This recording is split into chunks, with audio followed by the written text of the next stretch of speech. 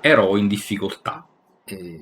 Avevo un familiare con dei problemi che sembravano di natura neurologica ed era un familiare che stava rischiando personalmente, nel senso che non riusciva a gestire il suo patrimonio economico ed era molto complicato perché non avrebbe potuto prendersi cura di se stessa nel quotidiano e allora vado un po' nel pallone perché i problemi neurologici sono complicati anche per chi è vicino a queste persone, ci vuole un po' di esperienza e avevo bisogno di soluzioni concrete che mi levassero da queste difficoltà grosse, di questo momento, diciamo, iniziale. In realtà era in corso già da diverso tempo. E inizio a chiacchierare, che è un elemento fondamentale, con amici.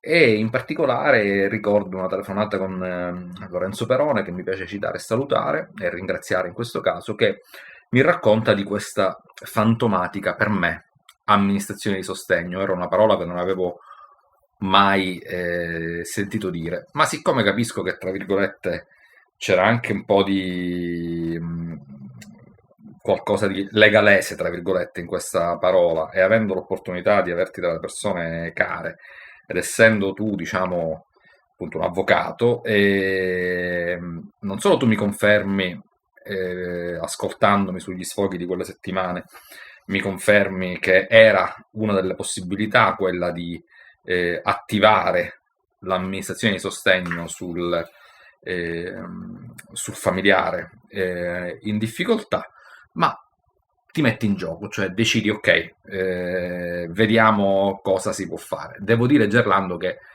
a me sembrava tutto molto complicato, molto ignoto e che cos'è questa amministrazione di sostegno e perché me l'hai consigliata per un caso di questo tipo?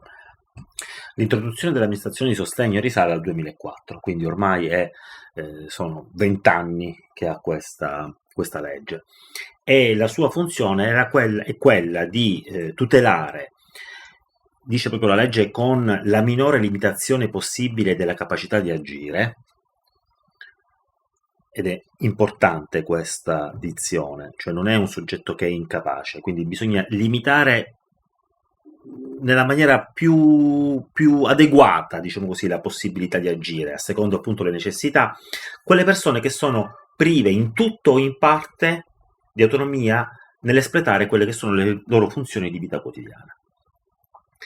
In questo caso viene introdotto una figura, un amministratore, interventi di amministrazione di sostegno che possono essere o permanenti o temporanei. L'esempio classico che si può fare è il soggetto ipovedente, il soggetto che ha una difficoltà psichica che può essere non di tipo importante, ovviamente, perché altrimenti dovremmo intervenire con l'interdizione, anche se in questo istituto si è cercati di essere quanto più elastici. L'importanza di questo istituto sta proprio in questo elemento, di venire incontro alle persone e capire quelle che sono le loro difficoltà nella gestione familiare e del familiare e di comportarsi in modo pratico.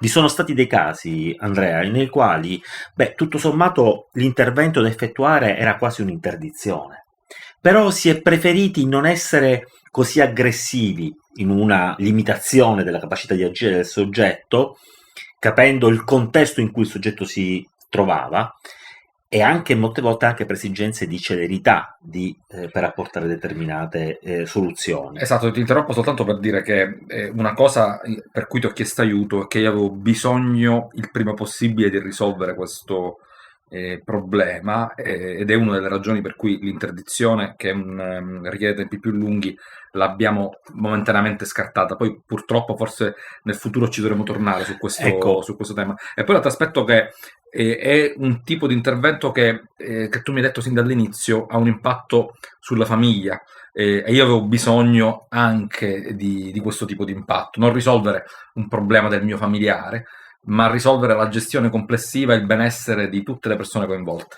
e infatti l'elemento caratterizzante è anche questo. L'amministrazione di sostegno si rivolge a quel soggetto che ne ha di bisogno, quindi il beneficiario, ma è a tutela di tutti i soggetti che fanno parte della stessa famiglia. Io non sono un esperto di amministrazione di Sì. sostegno, non me ne occupo in maniera continuativa, me ne sono occupato in altri casi, e nel tuo caso voglio specificarlo. Non ho detto, ok, dai tutto a me, ci penso io. Abbiamo scelto di fare questo percorso. L'amministrazione, la domanda, la fai tutto tu, ci sono io. Sono accanto, facciamo questo percorso, lo facciamo assieme, perché mi rendo conto che non è semplice percorrere questa strada. È del 2004, ma che numeri ci sono? Sta funzionando? La gente si rivolge a questa modalità, diciamo? Allora, questo è una di quelle tematiche che dobbiamo dividere in due parti. Una parte la mettiamo in stand-by, cioè la parte dei numeri. Io i numeri non li conosco, perché ci sono, a mio avviso, delle difficoltà oggettive ad accedere ai numeri sulla giustizia. Quando ho voluto fare qualche ricerca sui numeri di amministrazione di sostegno, ho trovato unicamente un bel documento del Tribunale di Genova, che fa un'analisi ferma al 2013, dal 2004 al 2013, e da questa analisi abbiamo visto che la questione è stata esplosiva, perché di fatto l'amministrazione di sostegno ha risposto a evidentemente un'esigenza importante della collettività. Il genitore che ha il figlio maggiorenne che è affetto da una problematica psichica vuole gestire i suoi affari. Il figlio che ha la mamma con il Parkinson deve necessariamente gestire le sue situazioni amministrative di cura con il fisco, con un ospedale, con una casa di cura. Guardando i dati proprio offerti dal Tribunale di Genova, dal 2004 al 2013, che è lo spazio che si prende in considerazione, si è passati da 5.361 richieste annue, 2004, quindi è l'inizio, è chiaro, ma a 34.870 richieste. Da 7.709 amministrazioni aperte e pendenti nel 2005, quindi nel primo anno di vigenza di questo istituto, a 132.297 nel 2013. Addirittura in un articolo del Post, che magari poi ne parliamo anche un secondo parlando di questa amministrazione, si è passato nel 2021 a 299.163 procedure in vigore. Pazzesco. Quindi sono dei numeri enormi. Due analisi su questi numeri: se abbiamo avuto questa esponenziale crescita delle amministrazioni, uno strumento agevole, pratico. Io continuo a ripetere, a parlare di praticità. Non è necessario avere un avvocato per attivare, poi lo vedremo, l'amministrazione. Non dovrebbe essere necessario quasi mai rivolgersi a un avvocato. Sono scese invece le cosiddette curatele, perché una volta io, che avevo un problema di questo genere, dovevo interdire o cercare di fare interdire la questo persona. Mi sembra un fatto positivo. Esattamente. Perché magari c'era, tra virgolette, un abuso della curatela. Assolutamente. E quindi si è passati da 1.362 richieste nel 2004 a 434, quindi abbiamo quasi un'estinzione. Quindi un istituto che è venuto incontro, è un istituto, ripeto ancora una volta, per il beneficiario e per la famiglia, che deve occuparsi del soggetto che ha queste difficoltà.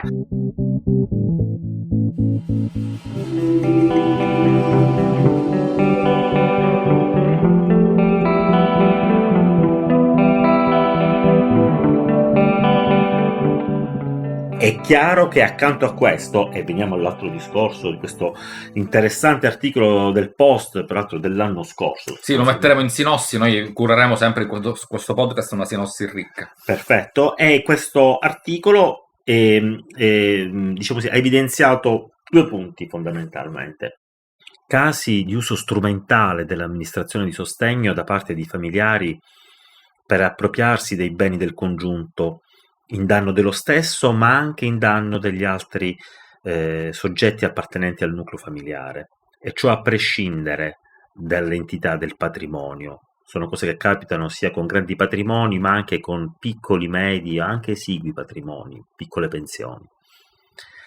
E poi sono dei casi in cui la giustizia evidentemente non ha funzionato. Emblematico è il caso di Bruna Bellotti. Questa donna era stata nominata amministratrice di sostegno della propria sorella affetta da una malattia mentale e quindi aveva sottoposto al giudice tutelare tutta una serie di istanze volte a far intervenire i servizi psichiatrici proprio per assicurare migliori cure, una migliore assistenza alla propria sorella. Queste istanze non venivano prese in considerazione dal tribunale, per cui in una sorta di sciopero aveva smesso di depositare le rendicontazioni. A fine anno l'amministratore di sostegno deve depositare la rendicontazione anche economica sulla gestione del beneficiario. Il tribunale si rende conto di questa situazione e cosa fa? Revoca la nomina di amministratrice di sostegno e nomina un avvocato esterno. È una situazione molto spiacevole e sarebbe anche il caso di capire perché il tribunale non prendeva in considerazione le istanze della Bellotti.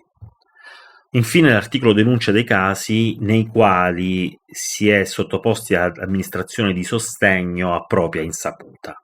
Mi sembra questo un caso impossibile e se ci sono casi di questo genere sono responsabilità gravi del magistrato. Esatto, perché nella nostra esperienza è impossibile perché il magistrato sta molto presente e attento, diciamo. Io in questo senso vorrei ritornare al tuo inizio e dire: ma come ci si è arrivati alla scelta dell'amministrazione di sostegno, di attivare questa procedura? Come ci sei arrivato?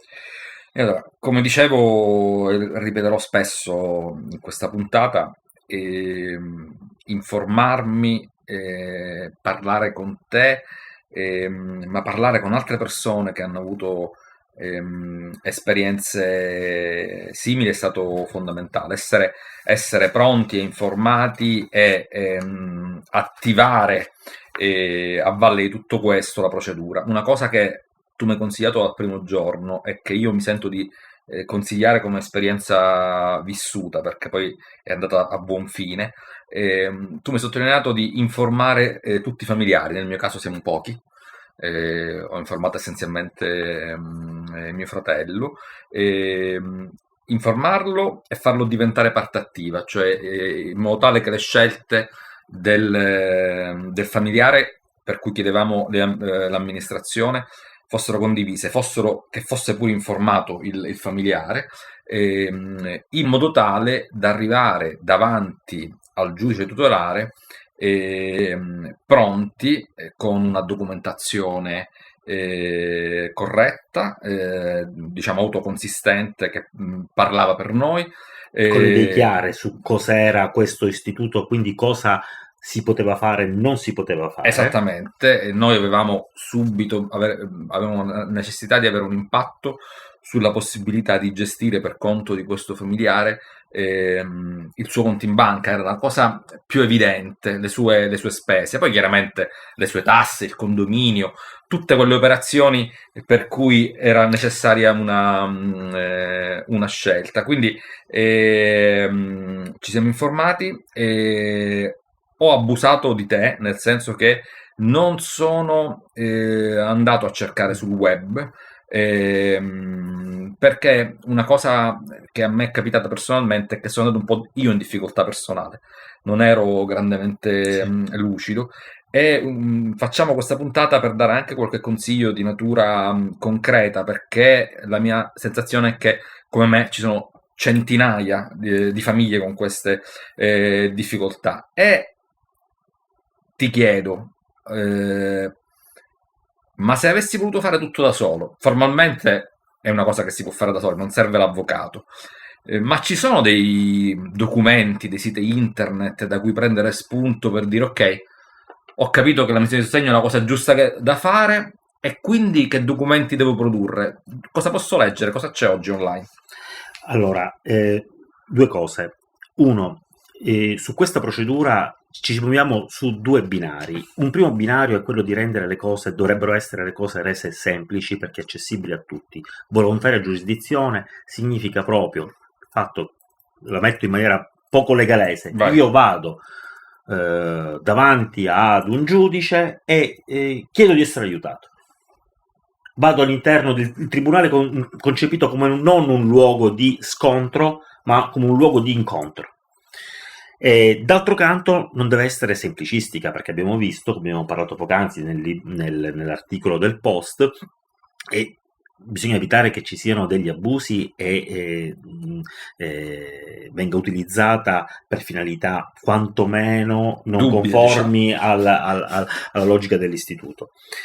In rete, se uno digita sul motore di ricerca amministrazione di sostegno, Tribunale di Palermo, noi parliamo della nostra realtà, troviamo come primo documento, come primo risultato, un vademecum e un PDF sotto forma di slide di presentazione che, devo dire, è fatto bene. Tanto è una legge nazionale, quindi che sia Tribunale di Palermo, che sia un altro luogo del mondo, vale per tutti quanti. Però chiaramente io vivo a Palermo, mi serve sapere quali sono i luoghi di Palermo, del Tribunale del Circondario di Palermo. Quello che non mi serve, quindi vedo direttamente, perché questo vademecum non ha solamente una funzione informativa, è molto breve, conciso, è stato fatto con lo sito di Formez PA, è datato, quindi ci sono delle cose che non sono corrispondenti, una è proprio quella che abbiamo visto del pagamento del contributo unificato, ma poi ne parleremo,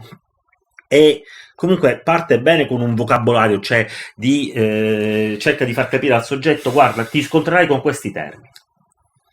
Non voglio, quindi chi ha bisogno intanto può partire intanto da questo. Col Tribunale di Palermo. Basta? No, non basta. Questo, se l'amministrazione di sostegno è una procedura pratica, ci vuole un luogo pratico, un luogo fisico in cui io vado all'interno del tribunale e posso parlare con delle persone che mi chiariscano esattamente quello che devo fare, come fare per. Ed è fondamentale questo, diciamo così, questo momento di incontro, perché poi facilita anche il dialogo con il giudice, favorisce la velocità dell'udienza e soprattutto chiarisce alla persona il percorso che dovrà affrontare.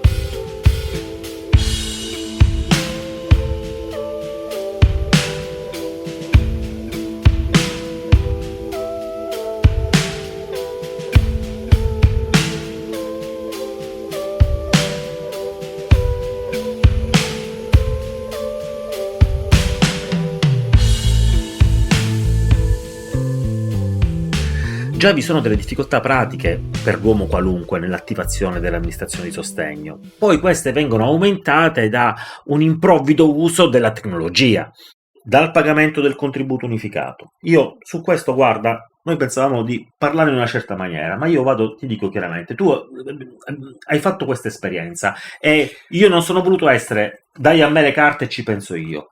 Facciamo questo percorso assieme, così come dovrebbe essere l'attività appunto dell'avvocato. Io sono intervenuto addirittura solamente all'ultimo, formalmente, per una problematica che adesso poi andremo a parlare, perché mi sembra anche importante. Quindi io ti dico, Andrea, che cosa abbiamo fatto? Guarda, la faccenda del pagamento, alla fine farò un attimo una scaletta, però l'hai citato, no? Chiaramente c'è un documento da presentare, c'è una marca da bollo da pagare. Si chiama contributo unificato. Io ti voglio interrompere un attimo. Le problematiche immediate sono scrivere questa istanza. Allora, questa è, diciamo, la cosa abbastanza più facile. Più facile, lo dico ovviamente col senno del poi, perché se mettiamo da parte la documentazione che descrive e che documenta le ragioni che ci portano a fare questa richiesta, quindi se c'è una persona che non è più capace di camminare dovremmo portare una documentazione medica che attesta questo stato delle cose, se ci sono dei problemi sul conto in banca dovremmo portare dei documenti che fanno vedere i movimenti, l'estratto conto a una certa data, gli andamenti, se ci sono assegni in rosso, tutte le problematicità legate ai conti bancari. Quindi dobbiamo raccogliere le carte che documentano questa cosa e, prendendo dei modelli che sono disponibili anche sul sito del Tribunale di Palermo, con cui si compila un'istanza, è un documento un po' formale ma niente di complicato, nome, cognome, eccetera, eccetera. Questa è diciamo la parte più facile. Sono rimasto un po' colpito anche da utente che ama, diciamo, la tecnologia come strumento per risolvere problemi, che mi è sembrato complicatissimo pagare il bollo che mi consentisse poi di attivare la richiesta di stanza, no? Perché io poi siamo tornati in studio da me e ti ho fatto vedere praticamente come si faceva, con un tentativo peraltro andato a vuoto anche per problematiche, diciamo così, di connessione del sito, quando, siccome questo istituto è rivolto a tutti quanti, è molto più semplice lasciare alle persone la possibilità di comprare questa marca da bolla, questo contributo è una marca da bollo, sì. mettiamola così perché sia comprensibile da tutti, in tabaccheria e andarla ad applicare sull'istanza come... Io questa l'ho trovato una barriera enorme perché tantissime famiglie hanno di questi problemi con qualsiasi grado di istruzione e con qualsiasi condizione economica. L'impatto dovrebbe essere molto più breve. Secondo, quando si presenta questa istanza alla cancelleria del tribunale, e magari il tribunale deve essere congegnato in modo tale che io arrivo in tribunale e so dove devo andare, perché là invece è un mare magnum, deve essere depositata anche una nota di iscrizione al ruolo, cioè un documento che, diciamo così, indica tutte le parti, riassume quelli che sono i dati amministrativi dell'istanza.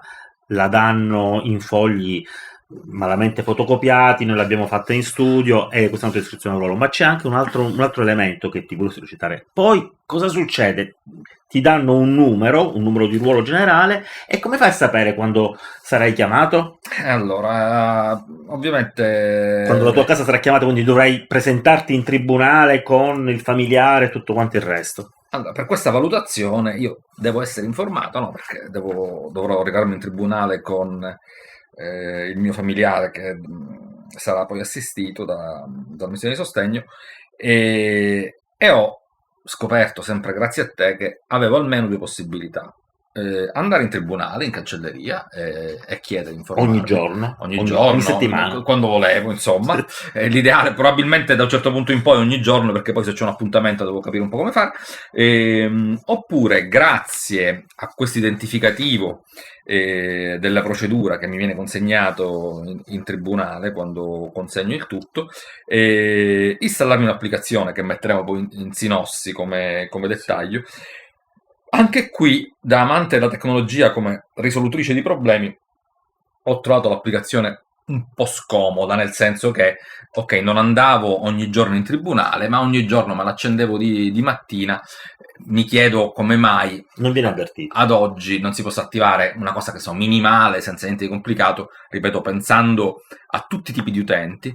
Ti mando un'email appena la data è certa, ti mando un SMS, esatto, ancora abbassiamo ancora di più. Io direi che l'ideale sarebbe mandare un SMS, visto che è un indirizzo, un WhatsApp, è un orario, sì, ma proprio abbassare al minimo. Quindi diciamo, anche questo aspetto, ed è secondo me il principale aspetto negativo, perché poi ci sono diversi aspetti positivi di tutto quello che abbiamo fatto, è che non è un istituto, una procedura concretamente ed efficacemente per tutte e tutti. Se hai degli strumenti culturali migliori e anche economici, è tutto un po' più facile, e non ce lo possiamo permettere per cose di questo tipo, perché sono situazioni veramente complicate. In questo senso, stiamo facendo questo percorso assieme, completata questa prima fase, poi si è verificato un evento per cui abbiamo dovuto anche fare una istanza per accelerare la prima udienza, sì. Perché c'è delle volte anche dei tempi, non sono lunghissimi, però sono dei tempi che possono essere lunghi per le necessità che un soggetto ha. Anche qua abbiamo avuto la data dell'udienza, ovviamente c'ero io, continuo a ripetere, io sono stato non l'avvocato di Andrea Borruso, sono stato assieme, perché eri tu personalmente, tu, la tua famiglia, hai fatto quasi il tutor, non so come dire. Esattamente. Perché l'avvocato serve, questo voglio dirlo chiaramente, nel momento in cui ci sono delle situazioni complicate, di ostilità, di difficoltà. Esatto. Dovrebbe essere un facilitatore, non dovrebbe essere un soggetto che fomenta la guerra fra... Nella sostanza non serve. Non serve, non deve servire, non deve essere, può essere interpellato, ma non deve essere non è una parte necessaria.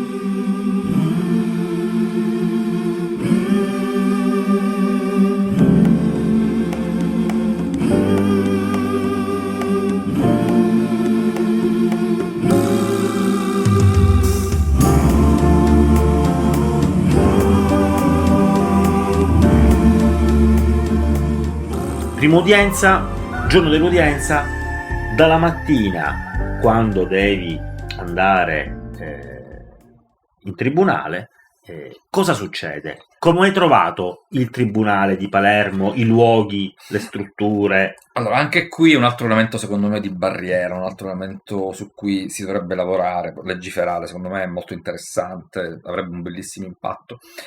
Io ho avuto la fortuna di avere mio fratello con me, e questo probabilmente al di là delle situazioni pratiche, cioè essere in macchina in due, poter lasciare il mio familiare con mio fratello, e quindi al di là delle cose concrete è una scelta che consiglio, cioè comunque essere presenti con tutte le persone direttamente E coinvolte. questo ancora una volta voglio ripeterlo, è importante parlarne molto in famiglia ed essere molto coesi, perché questo dialogo poi i frutti li si vedono dopo. Tantissimo, tantissimo. Ehm, Lì, quella mattina c'eri tu, ancora una volta, e c'era mio fratello. Perché lo sottolineo? Perché anche arrivare in macchina con una persona di una certa età che non camminava benissimo, in un tribunale di una città molto grande come Palermo, luoghi molto grandi, il parcheggio, devo dire che questo primo impatto è stato complicato. Da solo avrei avuto diverse difficoltà ad arrivare nel luogo, tenendo conto che ci sono anche problemi neurologici, quindi c'è una stabilità che bisogna proteggere come prima cosa, perché è tutto molto delicato, tutto può cambiare da un momento all'altro. Arrivando poi dentro il luogo, Trovare l'aula. esattamente, trovare l'aula avrei avuto serie difficoltà. È un tribunale di quelli giganteschi, è un edificio molto grande Di periodo fascista. periodo fascista su più piani, e avrei perso un sacco di tempo, probabilmente se incontravo in portineria la persona giusta mi avrebbe ben guidato, ascensori, corridoi, già sapere che era al secondo piano non è stato facilissimo, arrivati al secondo piano capire il percorso. Devo dire che ho visto in difficoltà a un certo punto quasi anche te, Sì. che frequenti. Sì, perché vi è una situazione di precarietà per cui le aule non sono sempre le stesse e addirittura dalla cancelleria in cui ti prendi l'informazione e ti dicono guardi, si trova all'aula tot, devi fare dei giri veramente enormi. E parliamo di una camminata confrontabile a quella di aeroporti grandi, quasi di aeroporti di Roma, in cui però non c'è un tapirulan e non c'è nemmeno, come c'è negli aeroporti, all'ingresso un luogo dove è previsto che una persona anziana possa sedersi su una sedia a rotelle, perché esattamente in questo caso noi abbiamo avuto qualche difficoltà con la persona che seguivamo, che ha iniziato quasi a sbuffare sin da subito perché era in difficoltà, troppe centinaia di metri a piedi senza nessun Se tipo devi di prendere un assistenza. bicchiere d'acqua. E questa è stata un'altra cosa incredibile. In questo enorme piano, c'erano ovviamente i posti a sedere, non c'era un luogo, salvo camminare di nuovo e spostarsi dopo tantissimi metri, un luogo dove prendere una bottiglietta d'acqua. Io per fortuna ero in compagnia, ma con i problemi che c'ha mia madre non avrei potuto lasciarla da sola, quindi avrei dovuto rifare con lei di nuovo tutta la camminata o lasciarla senza bere. Non è, era mia mamma che aveva bisogno di bere, L'orario non ero io. dell'udienza. E anche quello, Perché con questa delicatezza, non è pensabile che possa passare più di mezz'ora diciamo, di ritardo. Noi siamo andati molto presto per sicurezza, siamo stati ricevuti, ma è passato troppo tempo. Quindi per la delicatezza dell'intervento, per la fragilità insita, diciamo, in questo caso nella salute delle persone, le barriere fisiche e le barriere di tempo sono state troppo grosse. Abbiamo in certi minuti rischiato di fare saltare la cosa. Noi volevamo fare e abbiamo fatto una richiesta in maniera concorde come famiglia. Se questa cosa fosse saltata per motivi di spazio e tempo, la banalizzo, non si dice così, saremmo dovuti, diciamo, andare a causa, cioè fare una richiesta contro il familiare, che è una richiesta debole, è una richiesta molto più complicata, sarebbe passato altro tempo. Io avevo bisogno di risolverlo l'indomani e l'ho visto proprio personalmente, perché altra cosa che voglio aggiungere è che poi purtroppo questa familiare ha avuto un incidente grave 2 giorni dopo, è stato incredibile, e quindi Hai avuto ho avuto bisogno subito di poter prendere decisioni per conto di mia mamma.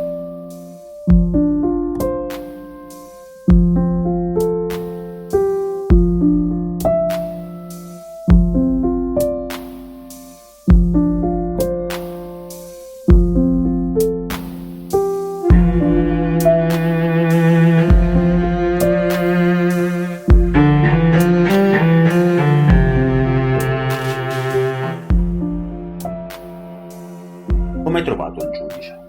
No, questo è stato un aspetto molto, molto positivo, perché la giornata, la mattinata dell'incontro, non ti nascondo che ero un po' teso. Non è che pensassi che poteva essere bocciata, però insomma io non stavo tanto in salute e avevo un po' di paura. Anche mio fratello aveva una sua tensione perché era ignoto. La dottoressa che ci ha assistito ha dimostrato grande esperienza, tanti sguardi ci sono stati nel capirsi, nel verificare in tempo reale qual era la condizione, cioè che c'era una famiglia abbastanza unita, preoccupata, documentata, informata, è stata umanamente e professionalmente perfetta. Allora, un'altra domanda così che mi viene. La sensazione, questo te lo volevo chiedere perché l'ho provata io quando tu mi hai chiamato, che hai avuto quando materialmente hai utilizzato questo strumento. Che sensazione hai avuto? Perché poi ne hai avuto bisogno in maniera importante e da qua derivano anche altre problematiche Sì. e le voglio anticipare io un attimo, cioè spesso ti serviva il decreto di amministrazione di sostegno, è una assurdità che l'amministratore di sostegno non possa prendere il decreto in maniera informatica, accedendo come faccio io. Per questo adesso io sono intervenuto come tuo legale, per poter prendere tutte le volte che ne hai di bisogno il decreto ammissivo da presentare in istituti piuttosto che al fisco, piuttosto che in altre situazioni. Invece normalmente dovresti andare ogni volta là a chiedere il decreto cartaceo. Però questa è una delle problematiche che comunque va citata e non è ammissibile Non è che ammissibile. uno vada È in un altro tribunale. pezzo della riforma da fare, secondo me. Però guardiamo un attimo un lato positivo. Io mi ricordo che quando eri in ospedale o in altre strutture mi hai chiamato con un'aria ben diversa, con un tono di voce ben diverso. Sì. Allora, ho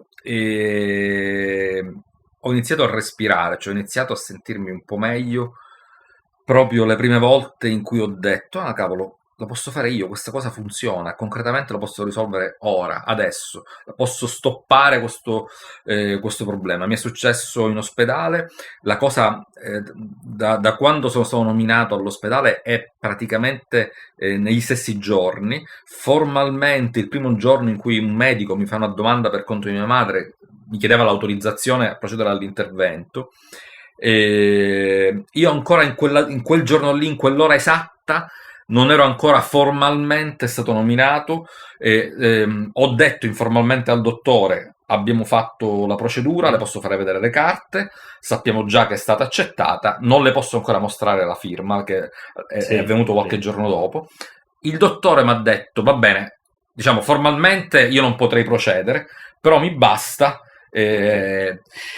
procediamo. Quindi questa cosa mi è servita anche quando non era ancora ufficiale. Dall'ufficialità in poi, siccome io ho dovuto gestire dei problemi con banche, istituti di credito, ho avuto un'enorme facilità a dire: salve, sono amministratore di sostegno, voglio essere informato. Questa cosa, tranne qualche caso in cui ho dovuto mandare magari qualche email in più, qualche PEC in più, nella gran parte dei casi è stata una chiave immediata al risalire all'informazione che mi serviva, poterla gestire e in moltissimi casi risolvere. Quindi non cambia lo stato di salute diciamo del familiare, ma l'impatto sulla famiglia è stato enorme. Andrea, secondo te cos'è stato essenziale in questa vicenda? Informarsi e parlarne. E se lo fai? Sei una testa di nicchia. Teste di nicchia è un podcast autoprodotto. È scritto da Andrea Borruso e Gerlando Gibilaro.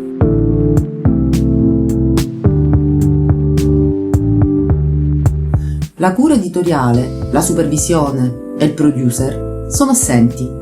In redazione non c'è nessuno. La post-produzione ed il montaggio non sappiamo cosa significhino. Le musiche sono di Strasburgo Series. Le fonti dei contributi audio sono indicati nella sinossi.